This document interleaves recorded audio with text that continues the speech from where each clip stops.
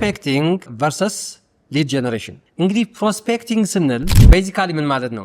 እንደ ሴልስ ፕሮሰስ የመጀመሪያው ስቴፕ ሲሆን አይደንቲፋይንግ ፖቴንሻል ከስተመርስ ማለት ነው። በአጠቃላይ ደንበኛ ሊሆን ወይም ገዢ ደንበኛ ሊሆን የሚችለውን ከስተመሮች መለየት ማለት ነው። እንግዲህ ወደ ሊድ ጀነሬሽን ስንመጣ ግን ሊድ ጀነሬሽን ማለት ምን ማለት ነው? a process of attracting and converting people to be potential customers ማለት ነው። ምን ማለት ነው? ሊድ ጀነሬሽን ማለት ኦልሬዲ አትራክት እና ኮንቨርት የምናደርግበት ሜካኒዝም ምን ይባላል? ማንን? ፖቴንሻል ከስተመሮች ገዢ ደንበኛ እንዲሆኑ ኢንተረስትድ ናቸው። በነገራችን ሊድ ጀነሬሽን ማለት ኦልሬዲ ሊድ ሆነዋል። ስለዚህ እነሱን ምን የምናደርግበት ነው? አትራክት እና ኮንቨርት አድርገን ገዢ ደንበኛ የምናደርግበት ሊድ ጀነሬሽን ይባላል ማለት ነው። በአጠቃላይ ግን ፕሮስፔክቲንግ ማለት አይደንቲፋይንግ ፖቴንሻል ከስተመርስ ነው። ሊድ ጀነሬሽን ማለት ደግሞ አትራክቲንግ ኤንድ ኮንቨርቲንግ ፒፕል ኢንቱ ፖቴንሻል ከስተመርስ who are interested in your product or service ማለት ነው።